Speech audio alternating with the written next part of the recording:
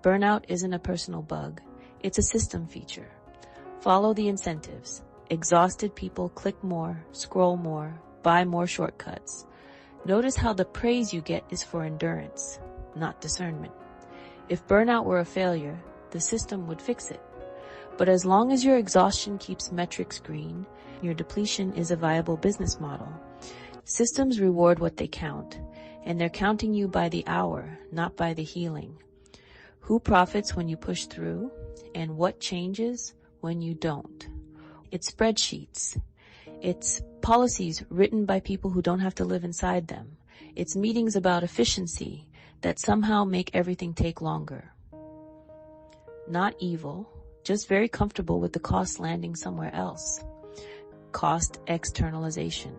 When institutions offload strain onto individuals and call it responsibility. You're not failing the weather, you're living inside the weather system. And systems require system fixes. Capacity is not a morale issue. It wasn't the ask that got me. Think? It was the math of it. No one owned the reset. No time set aside for recovery. No line on the plan where I stopped being a variable. My exhaustion wasn't a warning sign. It was an acceptable operating condition. You're not a signal to stay green. You're a person. Take care. Transparency drifts into surveillance. Visibility becomes vigilance. Technology scaled reach. It also scaled leakage into evenings, weekends, the spaces where recovery happens. The point isn't less technology, it's better fit. Tools should absorb heat, not radiate it.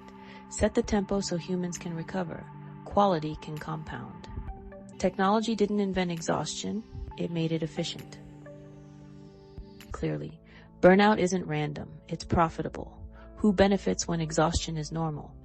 Systems that get overwork without overtime. Institutions that get emotional labor without compensation. Employers who swap passion in for pay. Organizations that demand care without granting authority.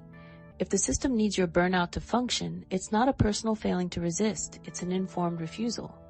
Resilience isn't bad, it's just not a fix. It's a personal skill, it cannot be the policy. Use it to heal, not to normalize harm. Resilience is often used to avoid redesigning systems. It shifts responsibility downward. If you break, it's because you didn't cope well enough, not because the load was unreasonable. What the data shows isn't a grit deficit, it's a design problem. Let's lighten this for a moment, not because it isn't serious, but because pretending it isn't happening makes us feel alone. It looks like functioning. And that's the tricky part, because when burnout looks like survival, it goes unnoticed, even by the person living inside it.